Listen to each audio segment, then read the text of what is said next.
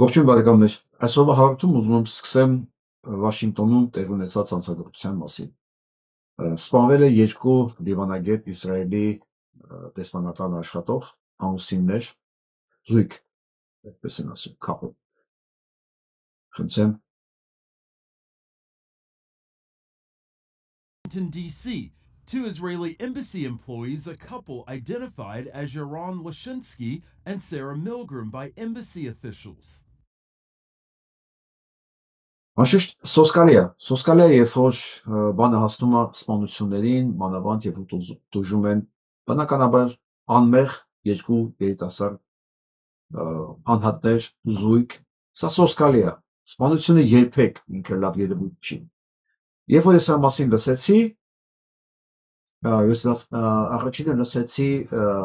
ուկրաինական լրատվամիջոցներից, տենց տեքստի ձևով կարդացի, հետո սկսեցի ստուգել որքանով է համապատասխանում իրականությանը։ Մինչև որ ես CNN-ի կայքում դա գտնեի, լսեցի մի քանի ուկրաինացի բլոգերների մեկնաբանությամբ, դա ինչն է հետաքրքիր է ամեն ինչում,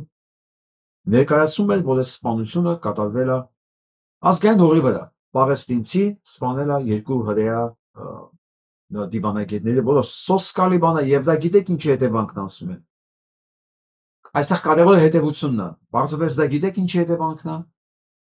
Արևմուտքի հակասեմիտական գործողությունների ու հայտարարությունների արդյունքը է սա։ Այստեղ ես ուղղակի այստեղ են ասում, ես հանձնվում եմ ուղղակի, ասում հանձնվել, որովհետև այսքանից հետո նույնիսկ խելքի չգալ, հարցին չկարողանալ մոտենալ լուրջ լրջությամբ ու ասել ընդամենը 2 օր առաջ էր, հա, ուրեմն Բրիտանիայի, Ֆրանսիայի, Գերմանիայի ղեկավարները առաջի դեպքի մակարդակի վրա հայտարարել էին, որ սանկցիաներ են կիրառելու Իսրայելի նկատմամբ շարունակվող կոտորածների համար։ Ընդ որում Իսրայելի նախագահը Նետանյահուն կանաչվել է եվրոպական դատարանի կողմից որպես հանցագործ ցեղասպանություն իրականացնող։ Եվ փաստորեն այս սպանությունը ոչ թե շարունակաբար ցեղասպանության արդյունքն է, ընդ որում որը հովանավորվում է Ամերիկայի Միացյալ Նահանգների կողմից։ Եվ բոլորովին պատահական չի, որ այդ երկու դիվանագետը սպանվում են Ամերիկայի Միացյալ Նահանգների մայրաքաղաքում։ Ցանկացած տեղ կարող են տերորիզմ անել, ցանկացած, ոչ մեկ իրաց չէր կանխելու, ինչպես չկարողացան կանխեին Վաշինգտոնում, բայց իրանք հենց սպանությունը իրականացրեցին Վաշինգտոնում, ցույց տալու համար, որ դեռ իրենք դիմադրելու ռեսուրս ունեն։ Ինչու Վաշինգտոնում, որովհետև այդ ցեղասպանությունը քիչ է, Տրամպը ոչ միայն չի կանգնացնում այդ ցեղասպանությունը, այլև հայտարարում է, որ եղած մարդկանց պետք է ինքը տեղափոխի Եգիպտոս, տեղը ժամանցի գոտի սարքի։ Հիմա այս ժողովուրդը, պաղեստինցիները, իրականացնում են իրենց արտարադատությունը։ Տեսեք, սա չէր լինի, եթե իրականացվեր Եվրոպայի դատարանի որոշումը։ Չէր լինի այս սպանությունը, եթե իրականացվեր Եվրոպայի դատարանի որոշումը։ Անդոնում, տես որոշում կա նաև Պուտինի նկատմամբ։ Ու ուկրաինացիները նույն դատարանի որոշումը Պուտինի նկատմամբ համարում են լեգիտիմ, բայց Նետանյահուի նկատմամբ ոչ լեգիտիմ։ Գիտեք ինչի՞։ Որովհետև իրենք հրեա են։ Ֆենոմենալ ասա։ Ֆենոմենալ ու իրենք այսօր բողոքում են ոչ արդար միջավայրից, դա Տրամփից նաև բողոքում են, որ ցեղասպանություն իրականացվում Ուկրաինայի տարածքում, այո, ցեղասպանությունը իրականացվում Ուկրաինայի տարածքում, բայց ոնց կարելի է չտեսնել նույն ցեղասպանությունը Գազայի տարածքում։ Որն է դրանց մեջ տարբերությունը։ Ու այսքանից հետո այս սպանության համար մեղադրել ոչ թե պրոցեսի շարունակականությանը, այլ եվրոպական երկրների նախագահները, որոնք սպառնում են սանկցիաներով Նետանյահուին, մեղադրել է սպանության մեջ, ուղղակի ստեղ ուզում ես ասես ախպեր, ես հանձնվում եմ։ Եթե դուք միջև չեք հասկացել, որ ինչ ցանես նա ես հանձելու, այստեղ ես անզոր եմ, որովհետև բնությունն է այս ամեն ինչի պատասխանատալի։ Ցավոք, դեռ վաղուց ենք ասել, որ ոչ մենակ ես, դամալ եմ հոգնակի խոսում, շատերը վաղուց ասել են, ուսա այս պատերազմը վերջ չունի, ու նույնիսկ եթե ջնջվի Գազան բանի երկրի երեսից, այս պատերազմը վերջ չունի, եթե դուք դիմում եք, հղում եք անում ՄԱԿ-ին, ուրեմն պատրաստել եք նաև հարգել ՄԱԿ-ի որոշումը, դուք չեք կարող ՄԱԿ-ը դիտարկել որպես բացառապես ձեր ուղղությամբ իրավունքներ իրականացնող կազմակերպություն, ասենք ՄԱԿ-ի որոշումները պարտադիր են կատարման միայն ձեր նկատմամբ, ասենք Պաղեստինի նկատմամբ դա պարտադիր չի։ Եթե դուք հղում եք անում միջազգային դատարանին, ուրեմն պարտավոր եք նաև միջազգային դատարանի կայացած այլ որոշումներ ընդունեք որպես իրականություն, ոչ թե միակողմանի։ Եվ այս կրկնակի ստանդարտներն է, որ բերելու է պարբերաբար պատերազմների, այսինքն sense որ նայում ես, նույնիսկ այս 3 տարի տևող արյունահեղ միլիոնների կյանք տարած, տասնյակ հազարավոր ընտանիքների իրենց տներից զրկած, հարազատներից զրկած, այս պատերազմը մարդկանց չի բերել եզրակացության, որ չի կարելի կրկնակի ստանդարտներով ապրել, որ մարդը արժեք է բոլոր տեղերում, որ ՄԱԿ-ը եթե ընդունում ենք ինքը գլխավոր մարմին որոշումներ կայացնող, ուրեմն պարտավոր ենք բոլորս ենթարկվել այդ որոշումների։ Այս վերջերս մի 2 շաբաթ առաջ էր մոտարապես, երբ որ ես ուղիղ եթերում էի, ամի ադրբեջանցի հիշում եք, ովքեր նայել են հիշեն երևի, որ ադրբեջանցի հարցրեց, ասեց, իսկ ինչ է կարծում, ի վերջո որտեղ է որոշումը։ Իմ պատասխանը մեկն էր, որ ցանկացած որոշում, ցանկացած կոնֆլիկտ, որոշումը դատարանով, եթե ուզում ենք ցիվիլ տարբերակը, եթե նախընտրում ենք ցիվիլ տարբերակը, եթե չէ կարելի է անվերջ պատերազմել։ Ինչ որոշում կայացնի միջազգային դատարանը, երբ որ մենք դիմենք դատարան, ես իմ կողմից եմ ասում, ես պատրաստ եմ ընդունել ու կյանքում երբեք չվիճարկել։ Կյանքում, նույնիսկ եթե ասի քո ունեցածը քեզ հասնում է 12,000 քառակուսի կիլոմետր, եթե բոլոր փաստաթղթերը միջազգային ներկայացնելուց, նայելուց հետո դատարանի որոշումը կայացնի նման абսուրդ մի բան, ես կասեմ վերջ միջազգային ուրեմն փաստաթղթերի մակարդակի վրա իմ լեգիտիմության աստիճանը այսքանն է։ Իհարկե չափազանցում եմ, նման բան չի կարող լինել, բայց ես ասում եմ, որ ես պատրաստ եմ ընդունել ցանկացած որոշում։ Որովհետև դրանից հետո, երբ որ ՄԱԿ-ը սահմանում է քո տարածքները, դրանից հետո ցանկացած ժամանակ դու խախտման դեպքում դու կարող ես դիմել նույն ՄԱԿ-ին, ասես, հիշում ես, դու ես իմ տարածքները սահմանել ես, տեսեք քո որոշումը։ Հիմա այստեղ խախտում ա եղել, խնդրում եմ արձագանքիր եւ համապատասխան վերաբերմունք ցույց տուր։ Սա արժի ՄԱԿ-ի որոշումները։ Իսկ եթե Ուկրաինան նման երկիր նեղված է ՄԱԿ-ի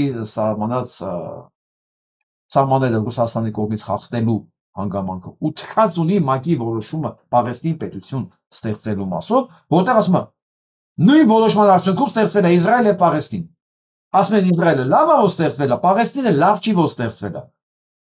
Այսինքն իրանց կոտորելը նորմալ է, բայց նրանց ինքնապաշտպանվելը նորմալ չի։ Նորից եմ ասում, ես դեմ եմ ցանկացած տեսակի սպանության, ցանկացած տեսակի վրեժխնդրության, բայց դուրս է գալու, եթե ես հիմա ասեմ, որ դատապարտում եմ այս զույգին սպանել, հիմա շատ եմ ափսոսում, նույնն է, որ ես պետք է ասեմ դատապարտում եմ Նեմեսիսը, որտեղ նույն ձևի, նույն սցենարն է, նույն գործողություններն է։ Ռեալիտես, որ աշխարհում ամեն ինչ դիտարկվում է բացառապես սեփական դիտակետից, սեփական շահերի տեսանկյունից։ Բայց պետք է ասեմ, որ ոչ բոլորն են այդքան նեղ։ Հակառակ դեպքում աշխարհում մեծագույն պատերազմները երբեք չէին կանգնի։ Կան եւ առողջ մտածող մարդիկ։ Մարկո Ռուբիոն, որ ընդհանրապես հիմա այս վերջի կողմիստերին գահավիժում է անվերջանալի անդունի մեջ, հայտարարել է, որ ամերիկյան պարտավոր է կասեցնել Ադրբեջանի հնարավոր ագրեսիան Հայաստանի նկատմամբ, ու որ հայտարարել է, որ անպայման ռազմագերիները պետք է բաց թողվեն Բաքվի բանտերից։ Հիմա տեսեք, մյուս կողմից ինչ լավ է, չէ։ ինչ լավ է, չէ՞, որ Մարկո Ռուբիոն ասում է, պետք է կանխել ամեն գնով եւ պետք է ազատել ռազմական ռազմագերիներին բանտից, որ իրակապահված։ Բայց հիմա ես, որպես օբյեկտիվ մարդ, ուզում ինքս ինձ հարց եմ տալի։ Այս պահին ինք հիմա բան է ասում։ Իմ տեսակետից շահեկան հայտարարություն անում եւ դա մեր համար շատ պետք է։ Ինձ կարող է մեկը երաշխավորի, որ Մարկո Ռուբիոն վաղը այլ բան չի ասի։ Ինչ եմ ասում, որովհետև ընդամենը 2 տարի առաջ ինքը մեղադրում էր այն ժամանակվա պատասխանատու այն ժամանակվա բանին, պետքարտուղարին, որ Պուտինը լինելով հանցագործ Սիրիայում հանցագործություններ իրականացրած, որ Սիրիայի բնակչությանը կոտորած երեխաներ, մանկապարտեզներ, դպրոցներ ռմբակոծած, իմիջիալոց Սիրիայի Հալեպի ամբողջ ռմբակոծությունը, որի արդյունքում ամբողջ հայկական համայնքը փլուզվեց եւ շատ հայեր Սիրիայից ստիպված գաղթեցին Հայաստան, դա արվում էր ռուսի ձեռքով, ռուսական ավիացիան էր դա անում եւ Մարկո Ռուբիոնի ժամանակ պնդում էր, որ սա ռազմական հանցագործ է եւ պահանջում էր այդ քարտուղարից, որ ինքը իր բերանով ասի, որ այո, Պուտինը ռազմական հանցագործ է։ Դեռ այն ժամանակ միջազգային դատարանի որոշում չկար Պուտինի նկատմամբ։ Այսօր միջազգային դատարանի որոշում կա, այն հանցագործությունը դեռ կա, փաստը եղել է, չէ՞, դա ժամկետ չունի։ Նույն Մարկո Ռուբիոն այսօր չի կարողանում ասի այն ինչ որ պնդում էր առաջ, ասենք մի 7 տարի առաջ։ Հիմա այս հայտարարությունը, որ անում են մեր մասին, Ադրբեջանի հետ կապված, ես ոնց վստահ լինեմ, որ վաղը այս նույն կերպարը այլ ձև չի մեկնաբանել նույն հարցը։ Ես չի գիտեմ ինչ հետ կապված լինի, դա կարող է կապված լինի Տրամփի տրամադրության հետ, դա կարող է լինի, չգիտեմ, կաշառքի հետ կապված, բայց ես տեսել եմ, չէ՞ արդեն։ Ես տեսել եմ, չէ, որ մի մարդ կարող է մի բան ասի, վաղը ուղիղ հակառակն ասի, իրեն էլ ասեն դու, երբ որ ընդամենը սենատոր ես, նույնիսկ երբ որ միջազգային դատարանի որոշում չկա, դու Պուտինին համարում ես միջազգային հանցագործ, մարդասպան, այսօր դու ինքդ վախենում ես այդ բառերն ասել։ Ես գալիս եմ եզրակացության ազնիվ խոսք, որ մեր շանսերը ընդհանրապես ազգ մնալու, պետականություն մնալու շատ փոքրանում են շանսերը, որովհետև երբ որ նայում ես սկզբունքային մարդկանց քանակին, որոնց սկզբունքային դիրքորոշումը մեծ մասով կախված մեր ապագա, մեր անվտանգությունը, մեր գոյությունը այնքան քիչ են, որ չգիտես դա երբ է վերջանալու։ Դրա համար մեր անձնական սկզբունքայնությունը բերել առաջ, սա օրվա հրամայական է, օրվա մեր սկզբունքայնությունը, որ ասելով շնորհակալություն Մարկո Ռուբիո, որ դու դա ասում ես, բայց դու ոնց կարող ես զուգահեռ ուրանալ, որ բանել է, չկորցնել մեր սեփական բեմքը, որ ասել, լավ, վերջ, Մարկոն արդեն պուպուշ տղա է, լավն է, ինքն ասեց են Ադրբեջանի պետք է ամեն ձևով կանխել, վերջ, ինքը մեր մարդն է, աշներս կարող ենք փակել, ինքը ոնց կարող է կրկնակի ստանդարտների մեջ ապրի։ Հենց աշներս փակեցինք, այդ նույն կրկնակի ստանդարտները վաղ աշխատելու են մեզ դեմ։ Հենց աշներս փակեցինք, որովհետև երբ որ նայում եմ մեր քաղաքական անցյալը, շատ հեռու մի գնացեք այս 30 տարի մեզ այսենց հերիքա։ Ես հասկանում եմ մի բան։ Շատ հարցեր մենք կորցրել ենք, շատ հարցեր ուժել ենք, որովհետև մենք չենք ուզեցել նկատել այդ մարդկանց, այդ կառավարիչների, այդ քաղաքական գործիչների համելիոն տեսակը։ Ու այդ պահին կուտը կերել ենք, սրտներս հովացել է, ինչ լավ է, մեր ականջին հասով լավ կենաց ասեց, հաճելի լավ կենաց ասեց, վերջ արդեն Նիկոլ Փաշինյանը մեր Աստվածն է։ Ինքը որ ամբողջ կյանքում ստահակո սրիկայ է եղել, դա մեզ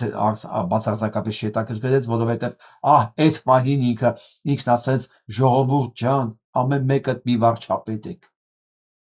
Վերջ մենք էլ թուլացանք, մոռացանք այդ ովա։ Ու տենց այդ Նիկոլի նման մարդկանց շարքը կարելի ասեն շարունակել միջև առավոտ։ Ես կարծում եմ մենք այս ճոխությունը, եթե դան կարելի է ճոխություն ասել, մենք իրավունք չունենք էլ թույլ տալու, որովհետև եթե մի բան կարող է մեզ պահի, դա մեր շիտակությունն է։ Տեսեք, ես չեմ ասում անկեղծություն, ինչ որ չգիտեմ, ճոխ բառեր չեմ օգտագործում։ շիտակություն, շիտակ, this is pass։ Եթե նույնիսկ մենք դրա համար պետքա տուժենք, իմասե կեղծելու արդյունքում ենք տասնապատիկ ենք ուժելու։ Շիտակություն։ Տեսել ես մի անգամ կեղծիկ, կտրի մատերդ, կտրի ձեռքերդ, բայց մի գնա երկրորդ անգամ դրա մոտ։ Մի դիմի, ձեռդ մի պարզի դրան։ Որովհետև ձեռդ պարզելուց ոչ թե ձեռդ ես միայն կեղտոտում, այլ կարող է ձեռդ այդ ալմատից կորցնես դրա արդյունքում։ Ինչ եղավ մեր մոտ Արցախում։ Ինչ եղավ մեր տեսել ենք չէ Ռուսովա, տեսել ենք չէ ինչ անում Արցախի 20-44 օրյա պատերազմի ժամանակ։ Էլի ձեռս բռնեցինք, ձեռը սեղմեցինք, մցրեցինք Արցախի մեջ։ Այդ տրոյական ձին բերեցինք մեր տուն։ Ու ինչ եղավ։ Ոչ միայն ձեռքներս կեղտոտվեց, այլ հոգից կտրվեց այդ Արցախ մեր կոչված ձեռքը։ Ու դրա միակ մեղավորը մենք ենք։ Միակ մեղավորը, այն որ թուրքը դա պիտի աներ, դա պիտի աներ։ Այն որ ռուս եկել է դրա համար, եկել էր դրա համար, բայց չէ որ մենք ինքներս դա թույլ տվեցինք։ Մենք ինքներս աղո հացով դիմավորեցինք, մենք ինքներս կռացանք, մենք ինքներս ուրացանք հենց ընդամենը մի քանի շաբաթ առաջ մեր սպանված երեխեքին, որոնք սպանվել են ռուսական զենքով, ռուսական հրամաններով, ռուսական 5-րդ Շարասյան բանով աջակցությամբ մենք ուրացանք այդ ամեն ինչը, բայց ինչ էր թվում մենք պիտի չկորցնեինք։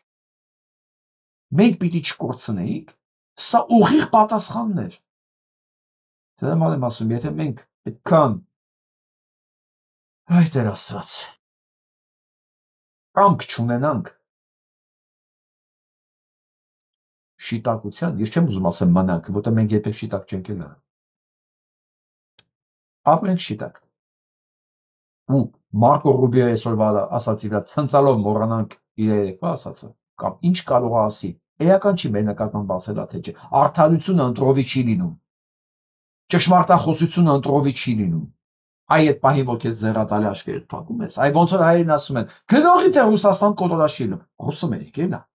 մեր ռազմավարական ընկերն է, դրանից մեծ սրիկայություն, որ բումերանգով գալու է մեր եղած շեղացը կտրի, չի կարող լինել, որտեղ չի կարող պոտենցիալ ցեղասպանն ու մարդասպանը մեկի նկատմամբ ինչ որ նվիրված ու լավը լինել, չի կարող,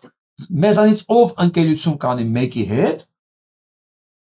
որ տեսել է, որ իր եղբորը, հարազատ եղբորը սպանում է իր ունեցածին տեր կանգնելու համար։ Որ մեկը ստես մարդու հետ բիզնես կանի, կամ ուսանա ընկերություն կանի, կբերի իր տունը։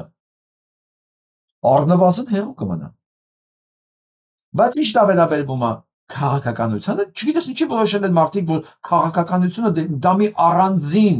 բան է, ասես մոլորակ է, որտեղ առանձին օրենքներ են աշխատում։ Ու դա ընդհանրապես կապ չունի այս կյանքի օրենքների հետ, ոչ ընկերներ չեն, ոչ, դա մեր կեղծ, մեր սովետական, որտեղ սովետական ժամանակ մարդու քաղաքականությունն ուր, անդե մի հատ պալետ բյուրո կար, դրանք էին որոշում քաղաքականությունը, իսկ մարդը ստլուկ էր այդ համակարգի մեջ, ինքը կապ չուներ քաղաքականության հետ, դա համար մեր պատկերացումով քաղաքականությունը ինչ որ մի հատ սենց երևելիների բանն է, ձեռքում է, որոնք մեր կյանքի մեր ապագան որոշելու իրավունք ունեն, բայց դա հաստատ մեզ չի վերաբերվում։ Ոչ, այտենց չի։ Մոռացեք, այդ սովետ չկա։ Քաղաքականությունը ամեն մեկիս կյանքի, խոսքի, գործողությունների ուղիղ հետևանքն է։ Որովհետև ինչպես նկատել եք, հենց հիմա դա է։ Ով այսօր մեր քաղաքականությունը որոշում։ Ճիվաղը իր ստանդարտների մեջ են որոշում է։ Իր որակի մեջ են որոշում է իր անորակ ընկա հետ։ Լավ, գնանք առաջ։ Դրա համար Ադրբեջանը պարզ հայտարարում ասում աղբիջան, դուք արդեն օր ասեք, երբ են քաղաքացիներից վերադառնալու Ադրբեջան, արևմտյան Ադրբեջան, վերջապես մի հատ ծպտուն է եղել ԱԳՆ-ից, որ Ադրբեջան չկա Հայաստանի տարածքում, ու վсё, ու վերջ, ոչ մի բան, որ գիտես ինչ, հələ սպասի, դու Հայաստանից ես խոսում, ճիվաղ, դու ցեղասպան ես, ճիվաղ, դու ռազմական հանցագործ ես, հենց հիմա քո մոտ իմ ռազմագերիներն են քո բանտերում։ Հենց հիմա դու ես իմ Արցախ աշխարհում մաշակութային ժառանգությունը վերացնում։ Ոչ մի բան։ Ընդհանրապես որոշել է մի հատ ձայն անեն։ Ձեզ թվում է ես համար պետք է շնորհակալություն ասեմ ձեզ։ Ոչ։ Ես չեմ կարող բանկամատից փող ստանալուց հետո բանկամատը պաչեմ։ Դա իր գործն է։ Էլ չեմ ասում, որ բանկամատը իմ ամբողջ գումարը չտա, մի փոքր բան տա, ասեմ, փառք քեզ Տեր, գոնե որ այսքանն էլ տվեցիր։ Ոչ, ես այդ ապուշը չեմ, ես գիտեմ, որ այդ հոգեբանությունով ապրողներ կան, մի շերտ կա, որ այդ հոգեբանությունով է ապրում։ Որտեղ մի հատ չինովնիկ մի բան խոսած, իր օգտին ասում, «Ո՞ր կարգին տղա»։ Չի մտածում, որ իր աշխատողն է այդ եթիմը, կներեք արտահայտությանս համար։ Սա իր աշխատողն է, իր բարձր աշխատողն է։ Որ նա մաքսիմում իր գործը կարողանա լավ անի, ոչ թե անելու համար ես իրան պետք է շնորհակալություն ասեմ։ Էն էլ թերի անելու համար ասեմ, փառքասու գոնե լեսել ալես։ Չէ՞ որ կարող լեսել չաներ։ Այսինքն մեր համար նորմալ է դառը, որ կարող է լեսել չաներ։ Առանց հասկանալու, որ դրա համար էլի մենք ենք պատասխանատու։ Էլի մենք ենք մեղավոր, որ չանողը դեռ պաշտոնի նստած է, այլ ոչ թե վիզը կոտրած շպրտած մի կողմի վրա։ Դա մենք ենք պատասխանատու։ Իսկ հիմա գնանք իրական վիճակի մասին։ Այնշտայնը հոյակապ խոսք ունի, ասում ուղեղը իհարկե չի երևում, բայց երբ այն չկա, տեսանելի է։ Հանճարեղ ասված, դե ինքը հանճարեղ մարդ էր։ Հիմա տեսնենք ով է մտնում է ստանդարտների մեջ։ Եվ այսպես կարծում եք վերջին օրերի բացարձակ հերոս Փաշինյան Նիկոլի երեխաների մայր Աննա Հակոբյանին։ Օրը մի բան գրում է, ոնց որ հատուկ է գրում, ես այդ գրածների արդյունքում էլ ես կարող եմ ասել ինչ է ստացվում իր մոտ։ Երևի հիշում եք, որ ես հարցում էի կազմակերպել, արդեն ունեք 12000 հարցված, 12000 հարցված։ Որոնց համար Նիկոլ Փաշինյանը ընդամենը 9%-ի 12000 քվեականից 9%-ի մոտ ինքը վստահություն ունի։ Եվ դա շատ մասով պայմանավորված է նաև Աննա Հակոբյանով, որի համար իրան շատ շնորհակալ ենք։ Ու ես իրան կոչ եմ անում շարունակել։ Նույնիսկ եթե իր հետ համաձայն չեմ, կապ չունի, շարունակել, չնայած ասեմ, դու մեկա շարունակել ես։ Ինչ ա գնում։ Նայում եմ վերջի գրառումների արձագանքները եւ իսկապես վատ եմ զգում, տեսա, վատ ասում։ Այ ես ձեզ ցավը տանեմ, մի վախեցեք, ինչու եք վախենում, ինչից եք վախենում, ինչ ֆիզիկական հաշվեհարդար, ինչ քաղաքացիական պատերազմ, իբր սրանք ոչ ֆիզիկական հաշվեհարդար են տեսել, ոչ էլ ժողովուրդը վախենալու բան ունի։ Երևի մարդիկ, որ ծեծ են ուտում, խոշտանգվում են բանտերում, դրանք արժանի են բանտերում խոշտանգվելու, սպանվելու, հա։ Իրանք, դուք արդեն մի քանի տարի է սրբապղծորեն հայոյում եք ինձ, պատկերացնում եք։ Սրբապղծորեն հայոյում են իրան։ Ինձ դարձել եք տիեզերական մասշտաբների անբարոյական հրեշ մաֆիոզ ու չգիտեմ ինչ։ Ստեղ է ասում, դու ինքդ ասեցիր։ Ինչ աննամուս կոլաժներ եք տարածում, երեխաներից ծնունդ եք պղծում,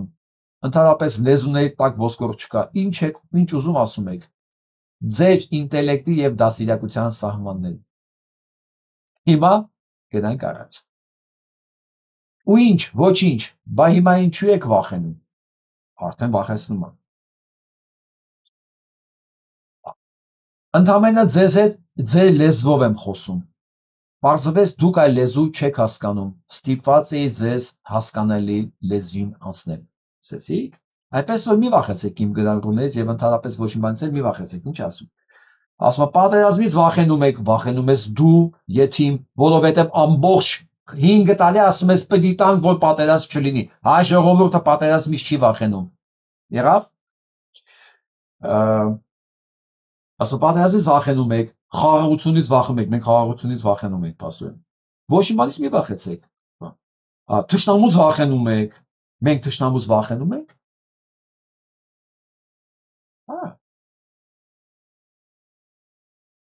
Էս որ գնացել է ռազմաճակատ,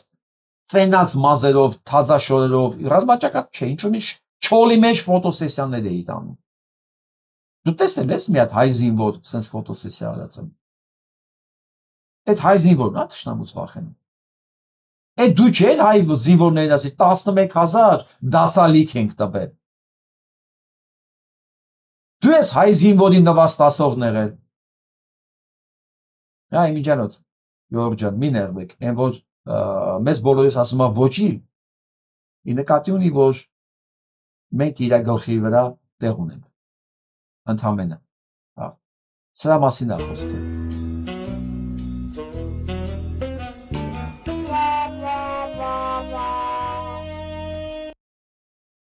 Ընդամենը մեզ ոչինչ ասելով ասում է, որ մենք իր գլխի վրա տեղ ունենք, մի ներվեք, հակասնապես։ Գնանք առաջ։ Բարեկամից վախենում եք, ասում է թշնամուց վախենում եք, ասված խոսքից վախենում եք, չասվածից վախենում եք մեզ։ Գիտեք ինչու, որովհետև տգետ եք, ասանք, որովհետև տգետ ենք։ Որքան գիտելիք ունես, այնքան որքան քիչ գիտելիք ունես, այնքան նեղ է աշխարհայացքդ, որքան սահմանափակ է աշխարհընկալումդ, այնքան ամեն ինչ վախենալու է թվում, նույնիսկ խոսքը։ Այազգի։ Մենք տգետ ենք դրա համար ենք կարծում, որ կրթվելը նորաձև է։ Մենք տգետ ենք դրա համար է թվում ինչ որ մեկի, ինչ որ մի որի գլխի վրա տեղ ունենք, մենք ոչիլներով, որ մենք մնացել ենք 5-րդ դարում, բայց ասենք 21-րդ դարում պետք է կրթվելը նորաձև լինի։ Մենք այնքան տգետ ենք, որ չգիտենք, որ դու միջև կհայտարարեի, որ տգետը կրթվելը նորաձև է, մենք կրթության աստված ունեինք։ Ասում եմ, եւ միակ հիստերիկ վայնասունի մեջ եք ձեզ պաշտպանված եւ ապահով զգում։ Դրոշ մրոշ վառելով էլ ձեզ ուժ եք զգում, նեղված է թուրքերի դրոշը վառելու համար։ Ախր սրա համար եմ ասում, կրթվելը նորաձև է։ Քանի դու չէր որոշել կրթվել, Աննա Հակոբյան, մենք քո տեղը չգիտեինք, բայց շնորհակալություն, որ դու քո տեղի համար քո եղած չեղածով հնարավորինս բոլոր ինտելեկտով ոչ փայլող մարդկանց ուղեղին հասնում ես, որ քեզ չի կարելի ուղղակի հանդուրժել, ոչ մի սահմանների մեջ դու չես տեղավորվում։ Ինչևէ, այսպես երկար չեմ շարունակի, ինչ որ պահի կդադարեցնեմ, ինչը գրելը, թե կրթվելը։ Մինչ այդ սակայն ստիպված եմ ձեզ հասանելի բառապաշարով անդրադառնալ իմ մասին ձեր տարածած զառացանքներին,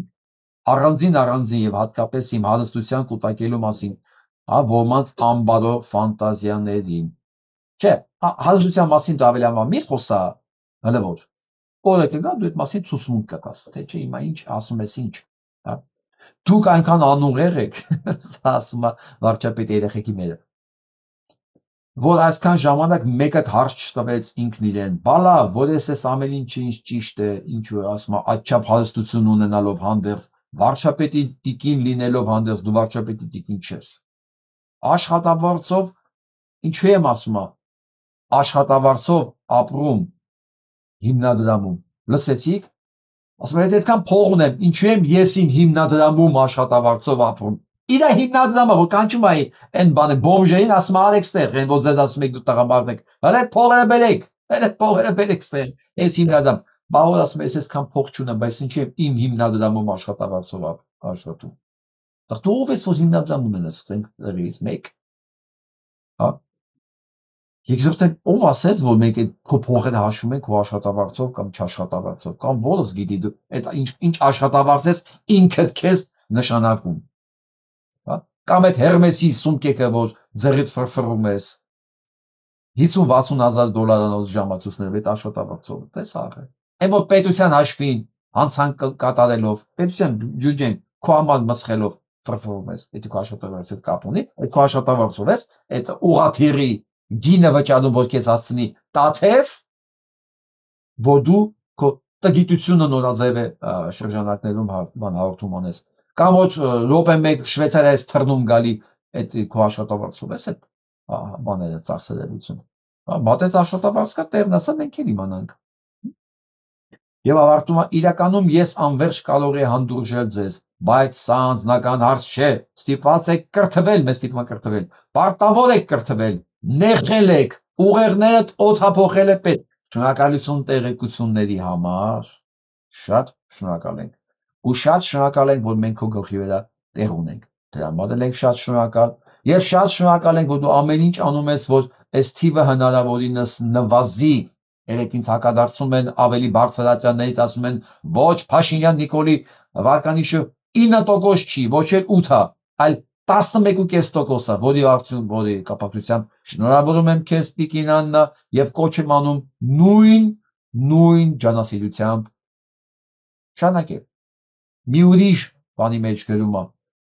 ասում է համել ես ՌԴ քաղաքացի եմ։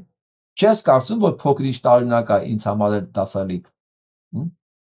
Բաբոր ՌԴ քաղաքացի ես, ինչ ես ընկել այստեղ ոտնատակ։ Լսեցիք։ Ով ՌԴ քաղաքացի է, եւ պարտադիր ՌԴ քաղաքացի չլինի, ով ՀՀ քաղաքացի չի։ Ցանկացած ակտիվություն ընկալում է որպես ընկել ես ոտնատակ։ Իսկ դու չես կարծում, ասում է, որ դասալիկ ես քո երկիրի հիմա պատերազմի մեջ չէ։ Ինչո՞։ Մի խոսքով։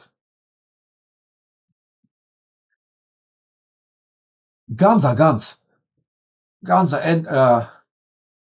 այսօր մի տեղ էլ գրել էր, որ ինքը հեսամ տամբարոկա, սպասի էլ գտնեմ, էլի։ Ես էլ ասեցի, տես մի ասա, դու ամեն անբարոյականը չես։ Անբարոյականը չես, Նիկոլը քեզ չի ների դրա համար։ Առաջինը դու չես։ Սա նրանց մյուս տեսակիցը, որ մեզ համոզում է, որ երջանիկ լինելու համար պետք է հարկ վճարել։ Պետք նախագահ։ Հասկացաք։ Ժողովուրդ ջան, դուք չգիտեիք ինչա պետք անել երջանիկ լինելու համար։ Ես ասում եմ, ըստ Պեկին նախագահի համար դուք պետք է հարկ վճարեք, որ դուք երջանիկ լինեք։ Դա չգիտեիք, դա շատ կարևոր է իմանալ։ Եվ այս հարկ վճարելու շրջանակներում այսօր կայացվեց որոշում, որը վճարեք 20 միլիոն ու ծառայեք ընդամենը մեկ ամիս։ Շատ ռացիոնալ առաջարկ է։ Մտածում են, աղբեր ջան, այսքան մարդ է ազատվում բանակից, այս փողերը մեզ չի հասնում։ Ոնց թե։ Այս էլ իրանց պետք է հասնի։ Վճարեք 20 միլիոն, թող օրինական լինի կաշառքը, վճարեք 20 միլիոն, մի ամիս ծառայ, թե մի ամիս ծառայելու իմաստը որ դա։ Տղեկի մի անգամից ուղարկեք տունեն 20 միլիոն տան, ամեն դա մի ամիս ծառայ։ Որոշել են այդ էլ իրանց լինի։ Դա էլ ինձ, էսան էլ ով ձեռ տվեց իր հերն անիծած։ Սա էլ պետք է լինի։ Ինչի վայենկոմատներ, բաժնի պետեր, չգիտեմ դե գիտեք արդեն ամբողջ համակարգը ոնց է աշխատում, հա։ Դատաբժիշկներ, կամ չգիտեմ հիվանդանոցի բժիշկներ, ինչու իրանք պետք է աշխատեն 20 միլիոն բերեք մուծեք, օրինական տղայավարի մի ծառայեք, ամեն ինչ գալիս է կանգնում է փող, էլ որ դրից փող, հարկմուծի որ դու երջանիկ լինես, իսկ թվում է մի քանի հիմաներ երևի լուրջ կընդունեն, որ իրանք հարկերը ոսկեցին լրիվ շատ վճարել, իրանք երջանկության բանը իրաց մոտ օգտակար գործողության գործակիցը բարձրանալի է։ Ինչպես են արձագանքում սրան ինչ շատ հետաքրքրեց։ Միջև հիմա Նիկոլի բոլոր հանցանքները արդարացած մարդիկ։ Փաստորեն ասում է հարուստների փոխարեն կծառայեն աղքատները, սա գրում է Վահե Գևորգյանը, ժամանակի նորմալ տղա, ակտիվիստ, չգիտեմ, համիտապես ինձ թվացել է, բայց միջև այս վերջերս բառացի Նիկոլ Փաշինյանի հանցագործությունները բոլոր մասշտաբների վրա արդարացնող վերջին իրան էլ է հասել, որ բանակը մնալու է աղքատների վրա, հարուստները չեն ծառայելու ու անտագոնիզմ, օրինական անտագոնիզմ երկրի մեջ, փողոտու, եթե այն ժամանակ նա մասին ոչ մեկ չէր իմանում, հիմա այս մարդը փողը տվել եմ 20 միլիոն տվել եմ, դա համար էլ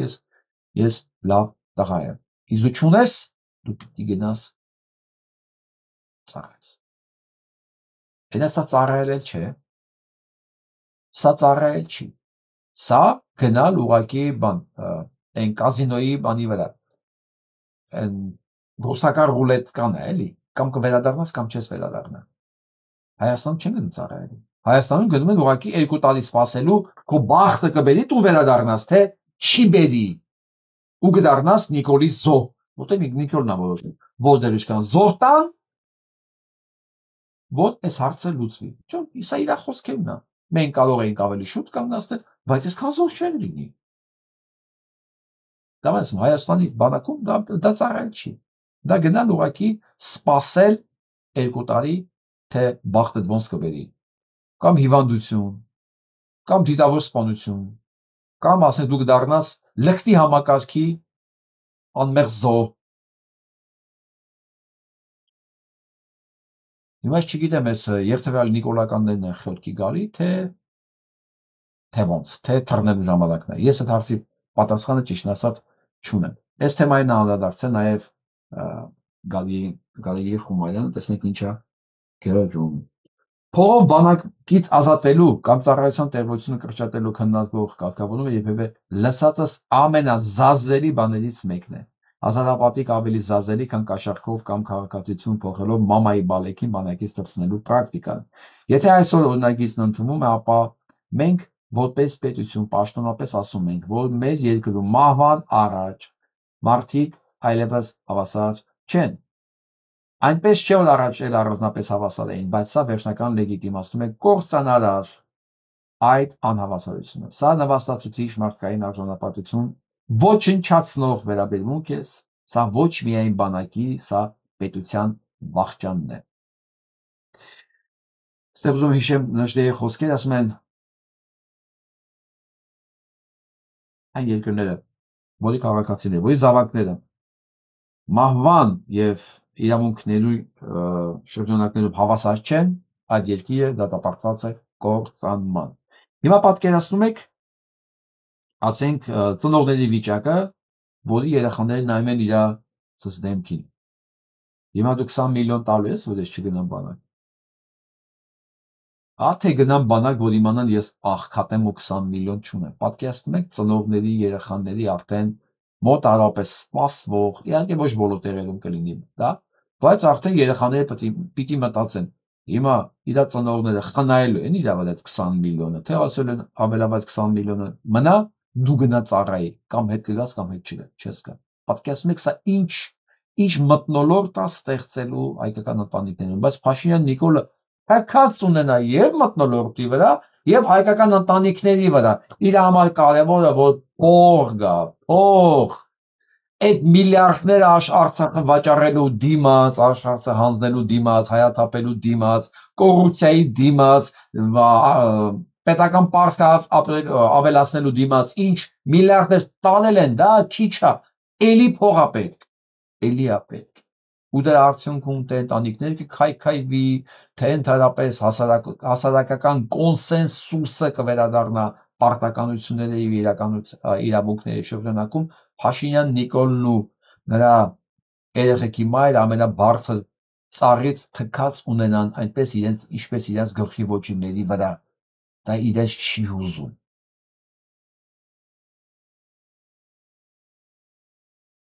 Դրա համար քննչական կոմիտեն հաղորդում է, որ սեյֆից քննչական կոմիտեում $590,000 անետացել։ Պատկերացնեք, ինչ բարդակ է այս երկրում, որ քննչականում սեյֆից $590,000 անհետանում։ Ասում են ինչ որ մեկ էլ արդեն բռնել է։ Դա ընդհանրապես էական չի։ Ընդհանրապես փող արգրավեն որպես ապացույց ու դա կորի, այսինքն ինչ եմ զարմանում, եթե 1 տոննա կոկաինը կարող էր կորել, 1 տոննա կոկաինը եթե կարող էր կորել, $590,000 ինչ է ոչ կորի։ $590,000 շատ բան չի, 6-ը կապոց։ Չէ, 60։ Մեկը 10,000 է։ 59 կապոց։ Մի տոննա կոկաինա կորել, 59 կապոց ինչ է ոչ կորի։ Այն բաները տեսել եք, կապոցները, մեկը 100,000 է։ 6-ը sense բան կապոց է։ Փոքրիկ տոկակ։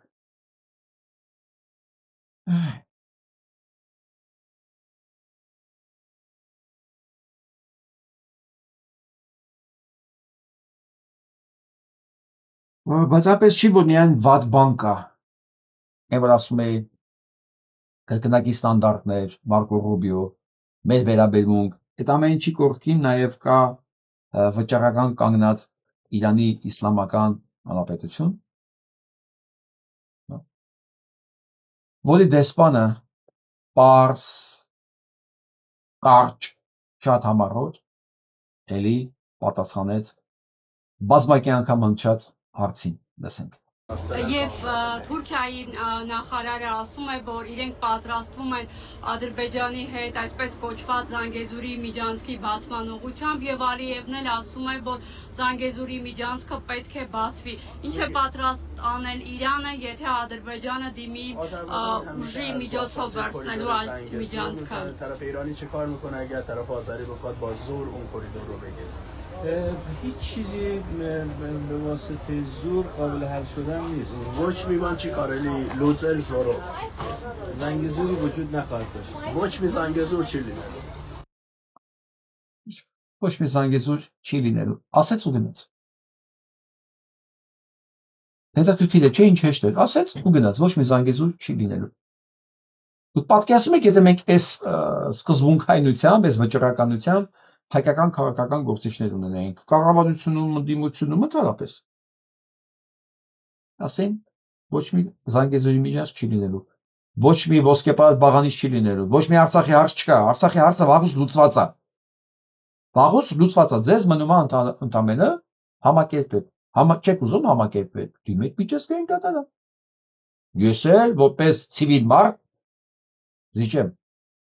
զիջեմ, այն ինչ որ միջազգային դատարանը կորոշի, որ սա կներես, դու այստեղ մի քիչ առաջ ես անցել, մի քիչ օկուպանտ ես,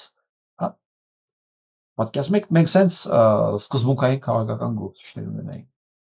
Իսկ ես ինչ են արել այս տականքները, դուք ամբողջ կյանքներդ ընդունել եք, որ 7 շրջանը ադրբեջանական է։ Ամբողջ։ Ու հիմա ինչ եք ուզում։ Ո՞րն է ասում, Սերժիկ, Քոչիկ, Լևոն Տեր-Պետրոսյան, Ճիվաղներ ասում են իրանք ընդունել են, բայց ես իմ սեփական կետից եմ սկսում, սեփական կետից եմ սկսում։ Սեփական կետը գիտեք ո՞րն է, որ ասեց իր սեփական կետը այն էր, որ Արցախը Ադրբեջանը, Հայաստանն էլ Ադրբեջան, մի տակը մի բան թողեն, ինքը մնավել են վարչապետ, ինարեսես երիկա։ Դա էլ իր սեփական կետը, ուղղակի մենք այն ժամանակ չհասկացանք ինքը ինչ է ասում սեփական կետ։ Իսկ մեր հարևանը ասեց զանգեզուրի միջանց չի լինելու եւ վերջ։ Հարցը նա չի, որ իրանցիներ ավելի սկզբունքային են, ավելի, ասենց ասեմ, կրկնակի ստանդարտներին դեմ են։ Չէ, ուղղակի զանգեզուրի միջանցք իրենց երկրի գոյութենական խնդրի հետ կապված թեմա է։ Գոյութենական։ Հայաստանի համար նույնպես, բայց Հայաստանը նույնիսկ իր գոյութենական խնդիրների մեջ չի կարողանում սկզբունքային լինել։ Իսկ Արարատ Միրզոյանը կողքը կանած Լավրովն ասում էր, մենք Արցախը չենք դատարկել, Արցախը դուք եք դատարկել։ Լավրովը կանել էր Հայաստանի մեջ, ուրեմն տեսեք ինչ է, անցած բոլոր իշխանություններին մտցրեց այն տեղը, որտեղ իրանք պետքա լինեին, եղածին էլ մտցրեց այն տեղը, որոնք իրանք տեղը պետքա լինեին, Արարատ Միրզոյանը ոչ միայն չհակադարձեց, ոչ, չէ, դա ձեր պարտականությունն է, մենք ոչի բան չենք հանձնել, այլև հակառակը ասեց, դուք ճիշտ եք, եւ մենք ընդհանրապես Եվրոպա չենք գնում, մենք ընդհանրապես ոչի բան չենք ստորագրել այնտեղ։ Դու ճիշտ ես, մենք ոչ մեկը։ Դուք ո՞ց ուզում եք, Ժողովուրդ ջան, ընդունեք հիմա ասածս։ Ամեն մարդ իր գործում, իր ոլորտում, դա լինի հիմնարկ, ընտանիք, քաղաքականություն, ցանկացած տեղ, բակում, աշխատանքային միջավայր։ Ամեն մարդ խոսում է եւ իրան պահում է։ Ուղիղ այնպես, ինչպիսին ինքն է իր մարդկային տեսակով։ Եթե ինքը մարդկային տեսակով ինքը փալաս է, ուզում եք տարեք դրեք այսօր Ամերիկայի Միացյալ Նահանգների նախագահ։ Այդպես մեկին էլ հիմա դրել են Ամերիկայի Միացյալ Նահանգների նախագահ։ Իր բնույթով քծող կլոուն, քծող խափող, մի հատ ինչ ասեմ։ Քծող ու խափող, ինչ ուզում եք ասել, չկայացած մի հատ մեկն է։ Տեսեք երկին ինչ է անում։ Նայեք Հայաստանի վիճակը։ Դրանք ուղիղ մարդկային արժեքները, ուղիղ ազդում է իր գործողությունների վրա։ Անկախ նայած այդ մարդը ինչ է անում։ Ուզում է երկրի նախագահ լինի, ուզում է ընդամենը ժեկի պետ լինի։ Ինչ ուզում է լինի։ Իր մարդկային տեսակի անդրադարձը իր գործունեության մեջ մեկին մեկ երևում է։ Մեկին մեկ։ Իսկ եկեղեցիներն ուզում հիշեցնեն, որ Կովկասի մամեդականների միության նախագահ հայտարարել է, որ տարածաշրջանի ամենամեծ սպառնալիքը դա հայ առաքելական եկեղեցին է։ Հիմա դուք շարունակեք ձեզ դնել հայտնի կենթանու տեղ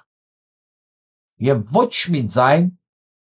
չհանել Արցախում վերացող մեր մշակութային ժառանգության հետ կապված։ Ուզում եք ձայն անեք, ուզում եք ստորացեք միջև վերջի խազը, ուզում եք մեդալներ ստացեք իրենց ձեռքից, հիշեք, դուք համարվում եք ամենավտանգավոր կետը, այսինքն դուք նույնպես, ինչպես հայկական պետականությունը, ոչնչացման սպառնալիքի տակ եք։ Ոչնչացման։ Դե շարունակեք ձեր կեղտոտ դիրքորոշումն ընդհանրապես այն ձևը, որ դուք ապրում եք եւ գոյատևում եք։ Հետաքրքիր բան է կատարվել այսօր։ Դուգինը շատ նեղված է, բայց չեք ասի։ Ինչ ա եղել։ Ադրբեջանում երկու հոգու են դատել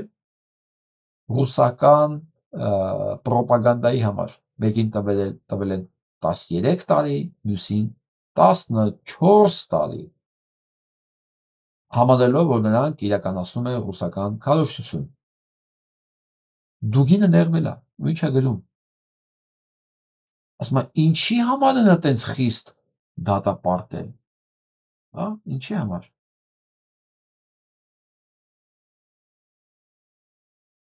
Ու հիշեցնում է։ Ասում է, ինչ եք կարծում, ասում, դուք կարող եք բանը Արցախը գրավել։ Ձեզ թվում է դուք եք Արցախը, ինքը անդադ հիշեցնում է։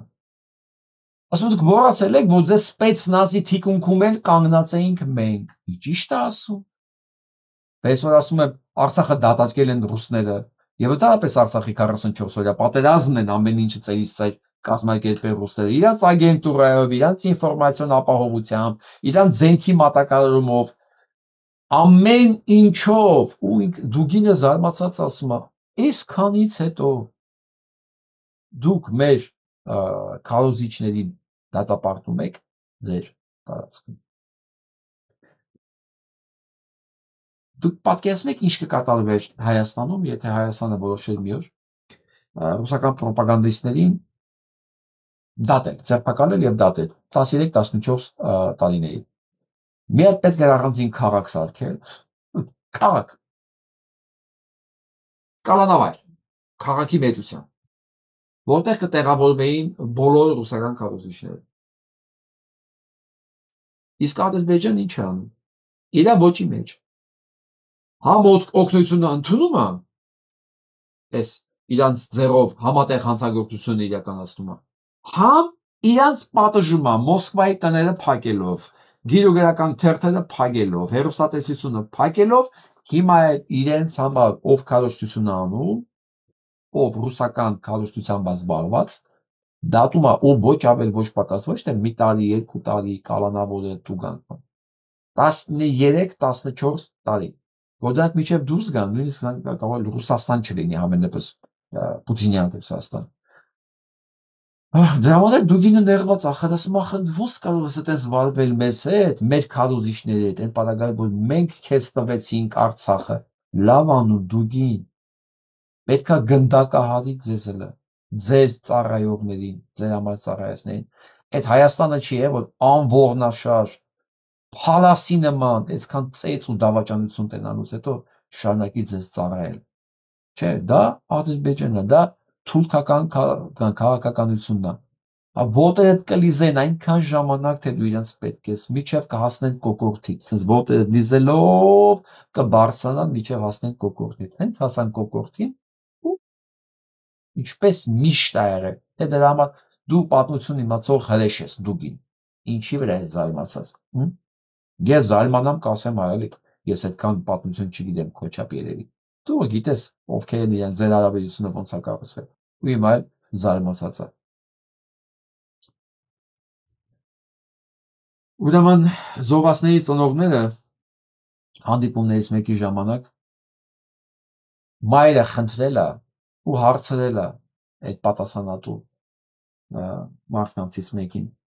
Ասել է իսկ հնարավոր է որ ինչ-որ քիմիական նյութ տակ, որ երեխաները դնեն իրենց գրպանը, քիմիական ինչ-որ բաներ, հա, որ մահանալուց առաջ իրանք կարող են սեղմել, որի արդյունքում նրանց հոտ կտարածվի, որ ասենք այդ կենդանիներին շունա, շակալա, աղվեսա բան, որ կան էլի, չմոտենան այդ դիակներին, որ իրենց երեխեքի դիակները չուտեն։ Պատկերացնում եք ռուս մայրերը ինչ են խնդրում նրանց ում հնարավորություն ունեն մի բան խնդրելու։ Պատկերացնում եք գոնե մի բան տվեք, ասեն տալիս են համաձայն են, որ գնա մեռնի, այսինքն ձեռ են քաշել, ասում են չեն կալ այդ համակարգի դեմ, գոնե ասում են մի բան դնեն իրենց գրպանը, որ մահանալուց հետո կամ վիրավոր ժամանակը սեղմեն, որ կպահի դիակը, գոնե այդ երեխեքի դիակը իրենք կարողանան վերցնեն թաղեն այդտեղ, որ ասենք այդ թափառող կենդանիները չուտեն։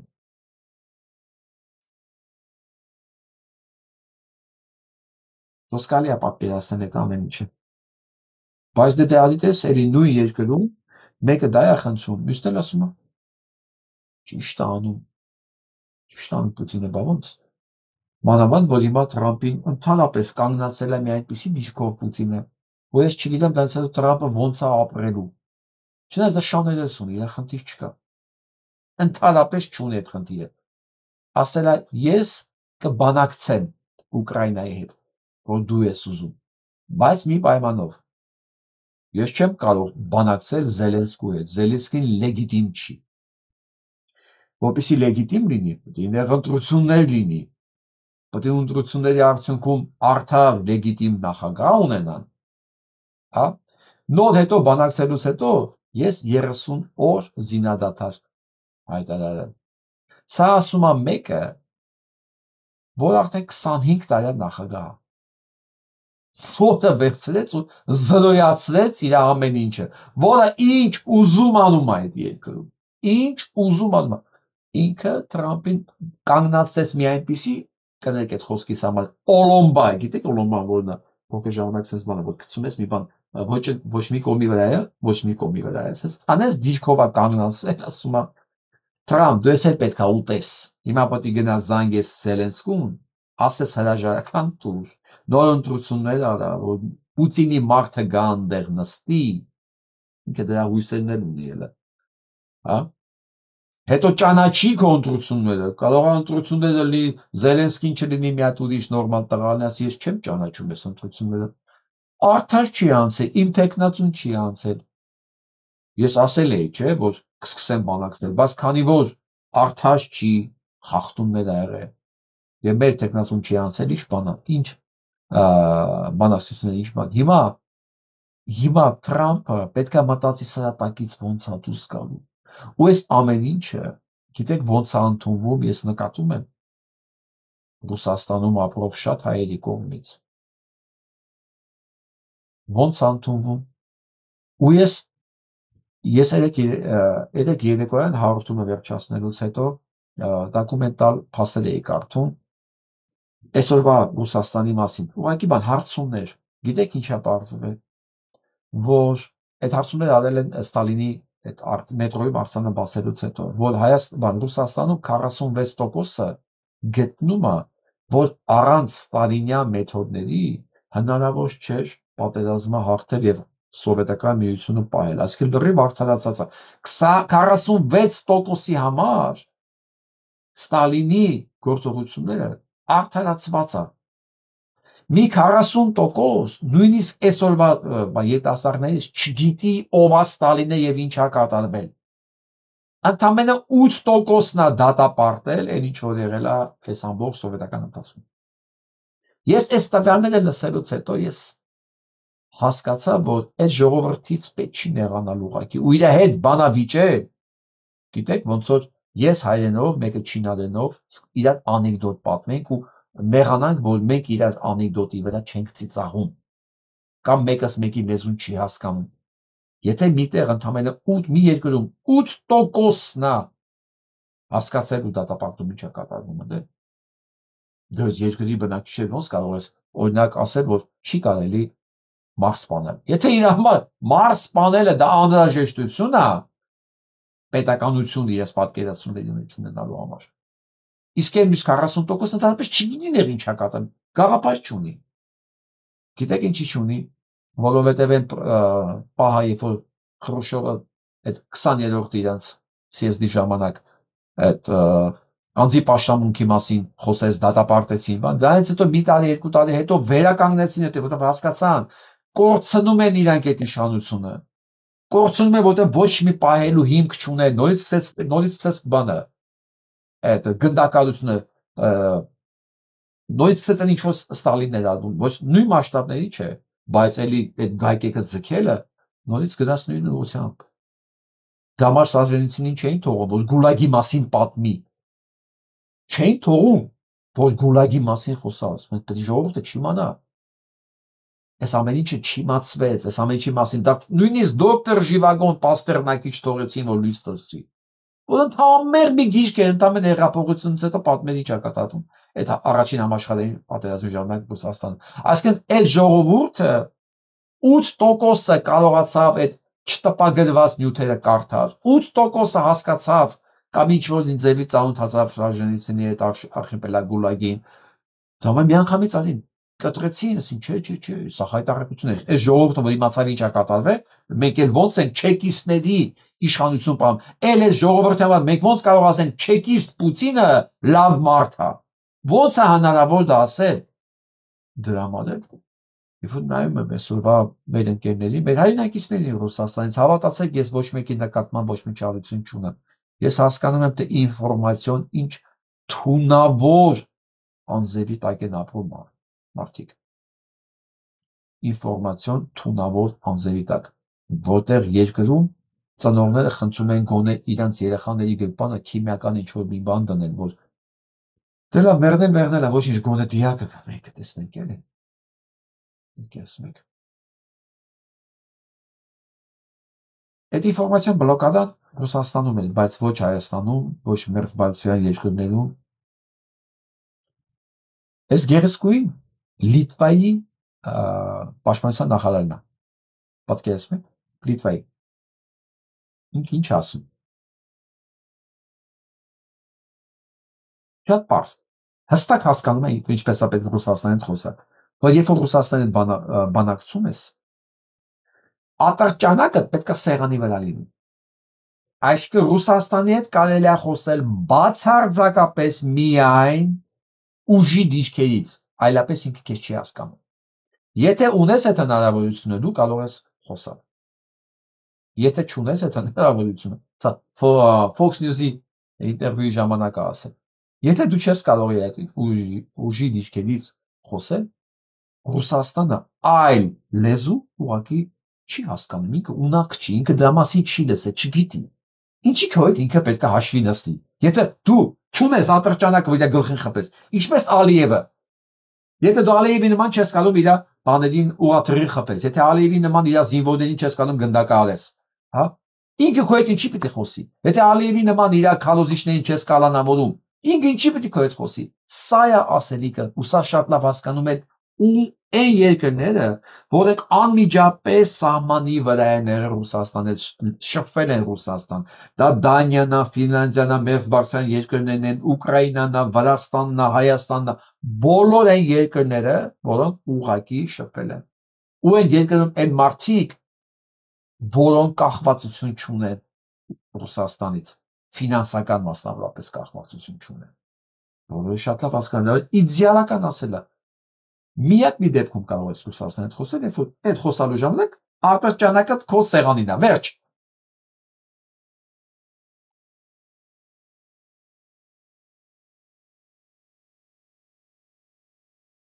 Լիտվան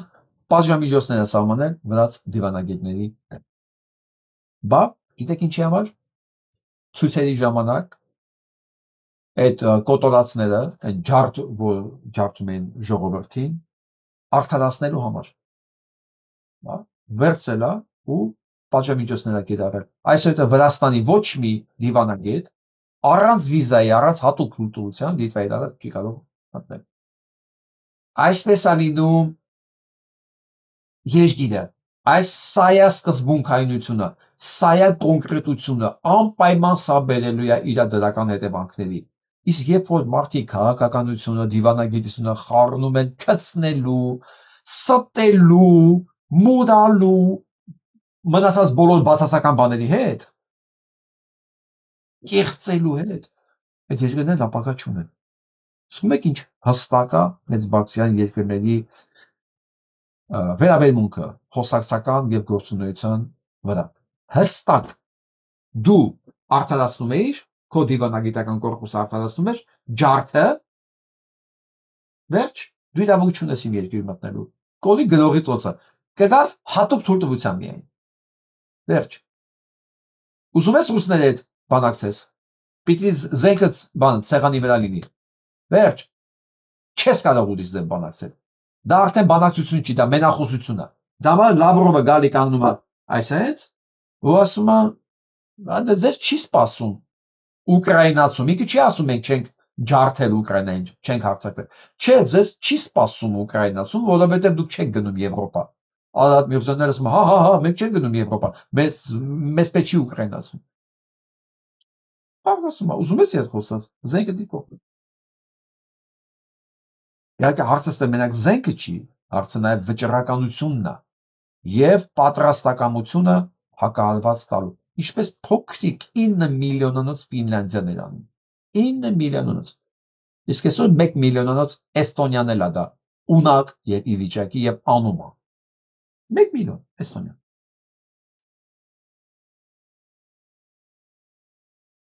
Իսկ Թրամփի ադմինիստրացիան որոշել է, որ Հարվարդի համալսարանին պետք է աշքելի արտասահմանյան ուսանողներ վերցնել է։ Գիտեք ինչի։ Այ որովհետև այդ բանը ուսանողների մեջ գալիս են արաբական երկրներից, նրանք ազատություն են ուզում։ Նրանք համաձայն չեն Պաղեստինի կոտորածների հետ։ Դա համար Հարվարդը ինքը որոշել է, Թրամփը որոշել է, որ ինքը կարող է Հարվարդի ինստիտուտի աշքելի արտասահմանից ուսանողներ վերցնել։ Ես ասում սա թյուրիմացությունը, սա ու եթե իշխանության ղեկին թյուրիմացությունն է, հետևանքներն են լինում նույն ձև։ Չի կարող թյուրիմացությունը ունենալ դրական հետևանքներ։ Սա ինչ համար եմ ասում, որ հետագայում եթե մենք ինչ-որ մեկին ձայն ենք տալու վարչապետի կամ չգիտեմ թաղապետի, քաղաքապետի համար, մենք առաջին հերթին պետք է նայենք դա ինչքանով է մարդ, ով է երեխեն, կինը, անցած ճանապարհը, ընդհանրապես ինքը ով է։ Որ ինքը խոսում է, մենք իր հետ կուզենայինք ընկերություն անել։ Եթե պաշտոն չունենար, մենք իր հետ ընկերություն կանենք, թե չէ։ Եթե պաշտոն չունենար։ Ես սա ինչ եմ ընդգծում, երբ որ 20 թվականին միջև պատերազմը սեպտեմբերի առաջի կեսներ, երբ որ ես Հայաստանում էի, հանդիպում ունեցա մի գործարար միջավայրում։ Ես մեծ պրոյեկտներ ունեի Հայաստանի հետ կապված, մտածում էի, որ դա պետք է ներդրվի, հիմա չմանրամասնում, որ դա կանենք։ Մի խոսքով, լարված էին այդ 3 երիտասարդ գործարարները, ես հասկացա ինչ են լարված, ճանաչում էի, ճանաչել եմ, միջև չգիտեն երևի ով է, չեն պատկերացրել, երբ որ ես ներս մտա, ես հասկացա, որ իրանք անակնկալ եկան։ Ինչ որ այո, խոսացին, իրանք չհամբերեցին, որ Նիկոլից հարց չտային։ Ասեցին, լավ, ինչ կարծիքի ես Նիկոլի հետ կապված, Հայաստանը ուր է գնում։ Ասեցի, ես ոնց պատասխանեմ ես ձեր հարցին։ Լավ, ասի, երիտասարդ մի 40-45 տարեկան համապատասխան, ինձանից երիտասարդ էին գոնե։ Ասի, բավականին հաջողակ եկել ումա, որ դուք օլիգարխներից չեք, ես ձեզ ասենք գոնե այդ սեպսուսակում դուք չկաք, բան ասի։ Բայց ես հարց եմ տալիս։ Եթե Նիկոլ Փաշինյանը չլիներ վարչապետ, գար ձեր մոտ դուրս ծեծեր, մտներ ասեր, ինձ պարտքով $1 միլիոն կտակ, ես բիզնես ծրագիր ունեմ։ Չեմ ասում պարտքով փող ուզել հենց նա, ասել ես բիզնես ծրագիր ունեմ, ինձ պարտքով $1 միլիոն է պետք։ Դուք $1 միլիոն, ամեն մեկը Փաշինյան Նիկոլին կտայք, եթե ինքը ասեք, չի մնաք, ինքը վարչապետ է։ Ամեն մեկը գլուխը կախեց, աշկերը կախեց ներքև, ես մտածել։ Ես ասի, տեսնում եք, դուք այդ հարցի պատասխանը չունեք։ Ինչի՞ չեք դա։ Որովհետև դուք արդեն սկսեցիք իրան նայել այլ աշկերը, որ ինքը վարչապետ չի, հասարակ մարդ է։ Ու դուք միանգամից հասկացաք, որ ինքը ձեր մոտ վստահություն որպես մարդ, ու ինքը ասում եմ ինքը սկսել խոսալ, նկարագրել ձեզ այդ ինչ բիզնես է ուզում անի, հա։ Դուք միանգամից մտածեցիք, այդ իր ժեստիկուլյացիան, այդ խոսքերը, բան այդ ցակուցրի, այդ ոչ կոնկրետ պատասխանները։ Դուք միանգամից կհասկանաք, որ ձեր դեմ կանգնած է ոչ մի բան։ Ու դուք չեք տա այդ $1 միլիոն։ Գիտեք հետաքրքիրը որն է, որ դուք ձեր $1 միլիոն չեք տա նրան բիզնեսի համար, բայց դուք նորմալ եք համարում, որ մի ամբողջ երկիր եմ տվել այդ ավիրելուն, բա պատերազմից մի 2-3 օր առաջ էր։ Իսկ պատերազմը սկսեց այդ խայտարակ ավարտը ունեցավ, մենք էլի հանդիպում ունեցանք, ես այդ օրը պետք է թռնեի արդեն էլի։ Իրանք խնդրեցին, որ գոնե մի ժամով որ գան, եկան իմ տուն։ Ասում ինչ անենք։ Սի մեկնել էլի հիմա ինձ ասի ինչ անենք, ես ոչ ասում եմ բոլորս մեռած էինք, թաղած չէինք։ Մեկնել լինի հիմա ինձ ասի ինչ անենք, ասի ես չկար ասեմ, ասենք ես ասում եմ, չէ՞ որ սա է։ Սա հնարավոր չէ չտեսնել։ Սա հնարավոր չէ չտեսնել, որովհետև եթե դու մարդուն նայում ես իր պաշտոնի դիրքից, դու շատ բան չես տեսնում։ Մի հատ վերցրա առանձին դիր։ Հիմա վաղը որ մեկին ձայն տալու լինեք, դուք պաշտոնի դիրքից լինեք, առանձին ես մարդը որ գա ձեր մոտ, պարտքով փող ուզի, կտակ թե չէ։ Իսկ դուք միանգամից քաղաքապետի, թաղապետի կամ երկրի վարչապետի պաշտոն պիտի տաք։ Դուք կարճի նման բան մարդուն պես բան վստահել։ Եվրոմիությունն էլ որոշել է, քննարկում է, որ ընդհանրապես Հունգարիային զրկի որևէ ձայնի իրավունքից, սա վաղուց պետք է արվեր, տեսնենք իրենց սկզբունքայնությունը կբավականացնի միջև վերջ գնալու համար։ Սերբիայի նման եւ Հունգարիայի նման երկրները իրավունք չունեն տեղ ունենան եվրոպական ընտանիքի մեջ։ Եթե նույնիսկ ընդեղ են, իրանք պետք է հատուկ կարգավիճակով, հատուկ ինչ որ ոչ մի բանի կարգավիճակով լինեն ընդեղ, քանի չեն հասել են որակներին ցուցանիշներին, որոնք ակնկալվում է ունել Եվրոմիության մեջ լինելով հանդերձ։ Հիմա ուզում եմ երկու մեր քաղաքացիներին լսենք։ Երկու խոսքով կասեք ինչ իհարկե կասենք, այս կառավարությունը ու այս խումբը, սրանք պետք է մենակ իրենց երեսին թքես ու շփրտես տեղի, սրանք ոչ մի լավ բան չեն անում մեր երկրի, մեր Հայաստանի, մեր ժողովրդի համար։ Պետք է բանից կարամ ասեմ։ Իսկ ինչպես եք տեսնում, ինչպես պետք է հեռացնենք իրենց, ինչ տարբերակով, ինչ ճանապարհով։ Լավ մի քիչ դժվար հարց է, քանի որ այնքան կողմները վերել են իրան հավաքել են այդ մարդկանց, որ մի քիչ չեն կարող կողմնորոշել այդ բանը։ Եթե խումբը այդքան չունենան, շատ հեշտ է լինի, բայց այսօր չես կարող մի քիչ մոդիկից հանդիպել։ Մոդիկես մի հատ կարելի է ամեն ինչ էլ անել։ Ակնհայտուն այս մարդը մտնում է այս 78%-ի մեջ, եմ որ ասում եմ Հայաստանում 78%-ը նոր բան ուզում։ Նոր դեմք, նոր ուժ։ Ես չեմ ենթադրում, որ 13%-անոց քոչարանական այս պատկերացումների մեջ այս մարդը ասում, ասում բոլորի պետք է վերցնեն շպրտել դուրս։ Այս արդյունքները այսօրվա իրականությունն են։ Պլյուս մինուս մի քիչ այս կողմ են կողմ։ Ես առաջարկում եմ բոլորիս կենտրոնանանք, ես վստահ եմ մեզ դիտողները, հիմա մեր դիտում այդ մտնում այդ 78%-ի մեջ, այսօր Հայաստանի 78% բնակչությունը, ինչպես նաև ես, նոր հայտի կարիք ունենք։ Նոր մտնում ես, ասում ես այս չեմ, սրա չեմ եղել, նրա չեմ եղել։ Ես էլ այս եմ առաջարկում։ Որ այս 78%-ը հնարավորությունն տեսնի, հետո կընտրի թե չի ընտրի, դա ուրիշ հարց է։ Բայց պետք է անպայման։ Չի կարելի ժողովրդին թողել առանց ընտրության։ Թող լինի փոքր ընտրությունը, թող լինի սառնային վիճակում ընտրությունը, որտեղ ցանկացած մեծ գործ սկսում է փոքր քայլերից, փոքր գործողություններից։ Եթե նույնիսկ առաջի ընտրությունները չջախջախի, գոնե ինչ որ մի բան կունենա, որ ժողովուրդն տեսնի, որ այո, սա կա, սա պետք է օգնել, օժանդակել, աջակցել, որպեսզի մենք այս վիճակից համատեղ ուժերով կարողանանք դուրս գանք։ Այնպես որ այս 78%-ը հմտրտուքի մեջ է, սպասում է եւ պատրաստ է մարդկանց այդ նոր մարդկանց աջակցություն տա եւ հնարավորություն 18 թվականի հենց իր խոստումներից էլ ես համոզված եմ, որ անիմաստ է նման մարդու վրա վստահ։ Պլյուս այսօրվա գումարած իր արածները մոռանում եք։ Իմաստունի էլ շարունակել։ Իմաստ չկա։ Եթե մի մարդ ասում է մի բան անում է ուրիշ էլ անիմաստ է նման ինչ որ մարդուն կամ վստահել կամ ինչ որ ուրիշ կապել։ Վերջ, ոսկի խոսքեր։ Եթե մարդ ասում է մի բան անում այլ բան, մի անգամից էլ մի լսեք պատճառաբանությունները։ Եթե ասել է մի բան, խոսացել արել այլ բան, փակեք թեման։ Մի լսեք նույնիսկ ինչա բացատրում, որտեղ սրանք բացատրելու, արդարանալու մանյակ են, իրանք կարող է նույնիսկ այնքան կհոգնածնեն ձեզ, դուք նույնիսկ չկմոռանաք ինչ եք հարցրել։ Դա չի նշանակում, որ իրենք արդարանում են, հիմնավոր են արդարանալու, չէ, իրանք անընդհատ խոսալու են այնքան, մինչև մարդը հոգնի ու մոռանա ընդհանրապես ինչ էր հարցրել։ Պարզ, իդեալական բանաձև է, եթե մեկն ասում է մի բան անում է, մի բան, խաչ, մեծ խաչ, մի հատ էլ մեծ տափանակալ դրեց։ Ու հավերժ, վերջ, աղբանոց, աղբարկր, արխիվ, որ այլ կյանքում հնարավորություն չունենա նորից խապելու, որովհետև երբ որ քեզ երկրորդ անգամ են խապում, դրա մեղավոր արդեն դու ես, ոչ թե ինքը, որովհետև առաջին անգամ կարա բանը վստահությունը չարաշարի։ Երկրորդ անգամ դու ես մեղավոր արդեն։ Դրա համար մի անգամ տեսակ, ասեց արեցակ ուրիշ բան, խաչ ու տապանակար դրել։ Վերջ, լսենք։ 6 ամիս առաջ ասեց 6 ճանապարհին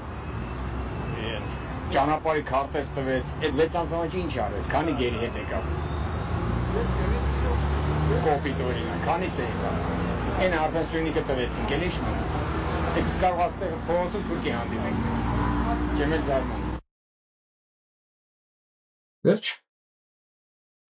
Բանաձևը կա, ընկալումը կա։ Նայց եմ ուզում հավատամ, որ